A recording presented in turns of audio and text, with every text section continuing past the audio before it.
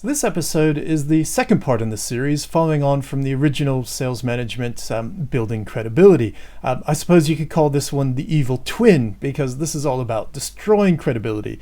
So I'm just going to take a few minutes here to go through some of the most awful and terrible things that I have either personally experienced or known people that have experienced from the most awful sales managers, just as a cautionary tale. And I should also say that over the years, I've really had the distinct privilege of working with a number of really outstanding sales managers, sales directors.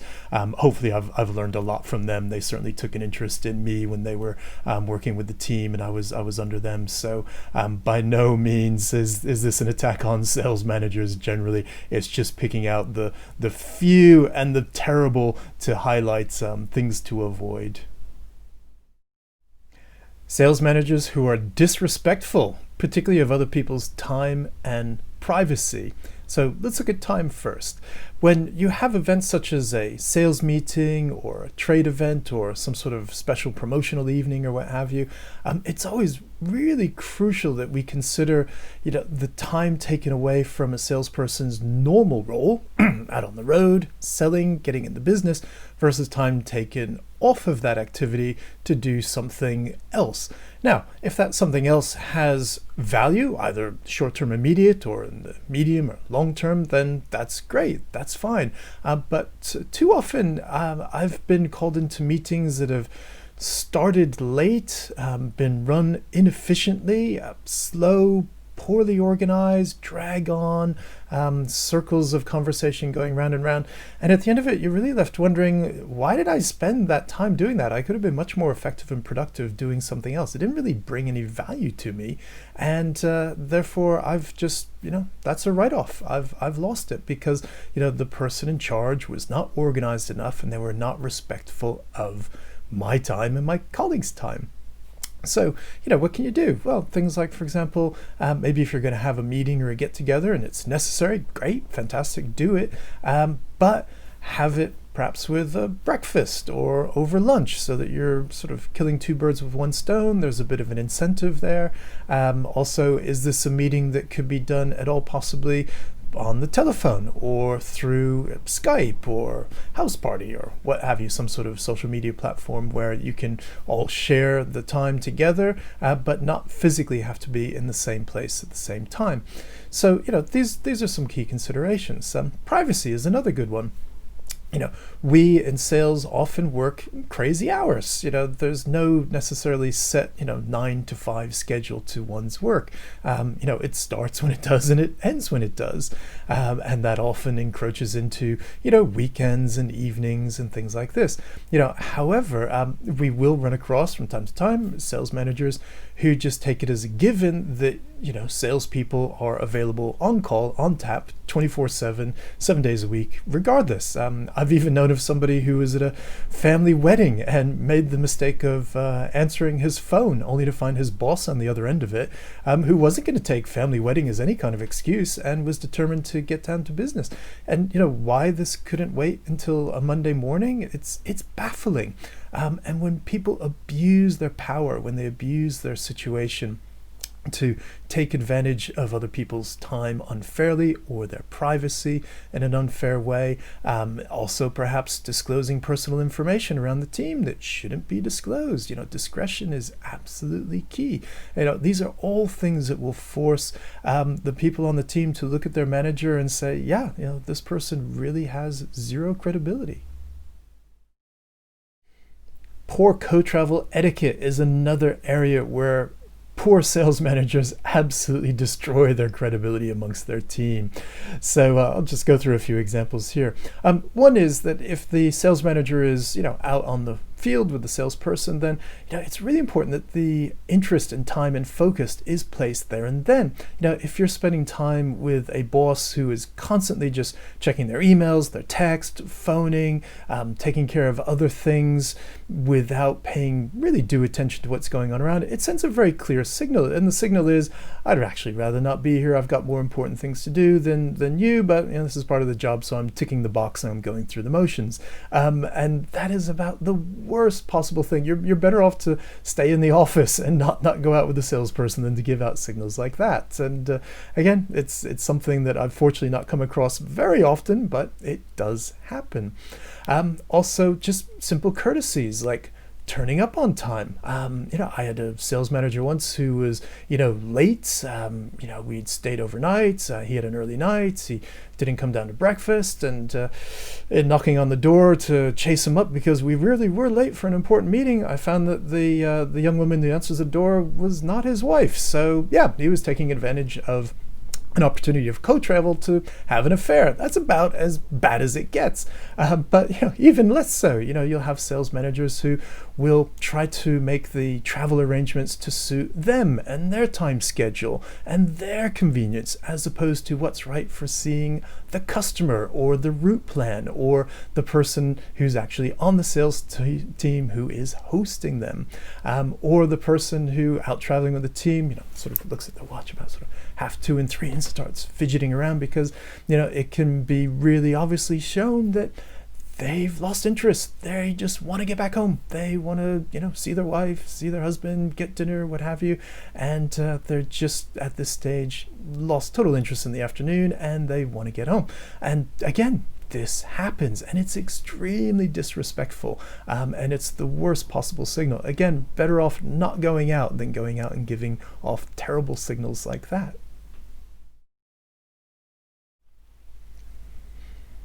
We have the sales manager who peddles in low trust, and this manifests itself in two ways. One, that they do not trust their team, and that's clearly evident, but also through their own behavior, it shows them to be untrustworthy persons as well. So let's look at the not trusting the team. So this is usually going to manifest itself by way of really excessive oversight. Now, of course, companies need to know what their people are up to. Sure, and there's always some concern over the fact that if a person is not operating out of an office where they're visible, or they're punching in and punching out of a clock, the management wants to know that that person is out there getting the job done. This, I would argue, is normally visible by things like sales figures, but of course you need to have some form of oversight, particularly if you have people newly coming into the company, people who are perhaps struggling and not making it where they need to be making it. It's important to see, what kind of activity is going on, how effective that is, and so on, and help to make that improve. Yeah, that's fine. But we're talking about here a sort of a blanket approach where people are not trusted. And as we all know, if you want to develop a relationship, a good relationship that's based on trust, you need to give trust. And bad sales managers just seem incapable of doing that. And then it often goes hand in hand that they themselves are untrustworthy. They'll be caught in lying to you. They'll be caught out by, telling you one thing and, another colleague that they wouldn't imagine that you would be able to speak with or have a conversation with, something totally different. And then you compare stories and realize that, something's not quite right here. And these kind of things, they do unfortunately happen. Sales managers that prove themselves untrustworthy are just impossible to build a good relationship with. Now, I'll also make a distinction here that, of course, from time to time, there will be pieces of information, there'll be discussions that will be had at a managerial level within the company that contains, items that are not necessarily meant for general consumption or general consumption yet at that time. And it's absolutely correct that a person in receipt of that information is prudent, is respectful of the fact that a bit of discipline and information withholding is going to be necessary because discretion is required. That's fine. But to just outright make up stories, no, that's just not going to fly with the team. There's a proverb that a glorious success will have 1,000 fathers, but an abject failure is one where there's none to be seen. And this can be the case in a sales organization if things are not handled properly. So in my view, really, if there's any glory, if there's any praise that's to be doled out in the event of things going well, that's really down to the sales team. For the individuals or the team as a whole, if things have really gone well, or there's been a big new client or a major deal has gone through, passing out the credit to the team is just the way that it's done.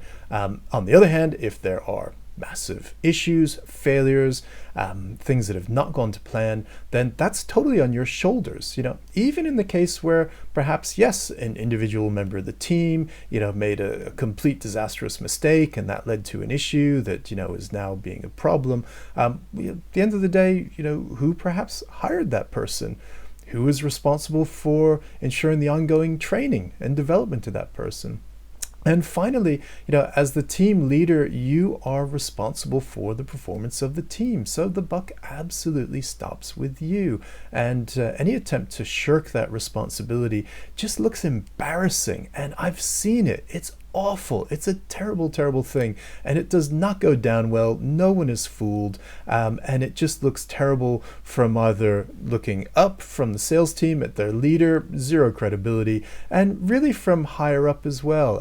If you're thinking that you're going to pull one over your boss's eyes by shifting the blame or trying to take all the glory, you might get away with it once or twice, but it's not going to work out in the long run. The when I was at sales manager is another archetype that you'll run into from time to time, and if you're sitting in the sales manager seat, please want to be avoided. Now, of course, people come to the position from having had experience in the industry, from other companies, and we always want to learn from good and bad experiences in our previous histories and share them. It's what makes experience worthwhile in the marketplace. Of course, it does. That's understood. The issue comes when someone is falling into the trap of looking back at, I worked at, and quote the name of a major Fortune 500 company, and therefore draw the inference that, all the decisions, all the things that happened there were amazing and fantastic and great. And all we need to do is replicate, what we did then when I was at blah, blah, blah, when I was with da, da, da, da, we did this. Therefore, that's the plug-in answer to every scenario that comes up here. It's a very lazy way of coming up with answers to what can often be a novel scenario with its own components surrounding, factors and timing and so on, that really requires a much more finessed approach than when I was at da-da-da, this is how we did it. New projects and initiatives is another area where sales managers can absolutely lose credibility in a major way. What I mean by this is simply the fact that often you'll see someone who will put through a flurry of new ideas, almost like not just flavor of the month, but flavors of the month, throwing things up on the wall to see what sticks. And it's quite confusing, not only for the sales team, but for the end consumers or the customers in the market as well. It really pays to have a much more reliable, solid, consistent approach to any type of new initiative. And of course, these things just shouldn't come out of the blue either. There should be always pre-consultation, discussion, introduction of changes in direction or initiative or what have you before that actually happens. Again, just to keep everybody on board and avoid confusion. And that if you don't, it looks terrible. It's absolutely awful, and I've seen it.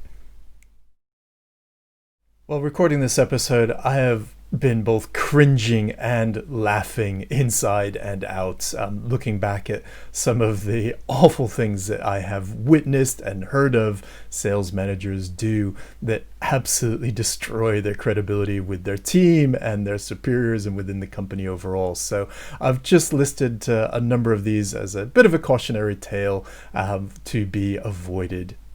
Thanks for listening.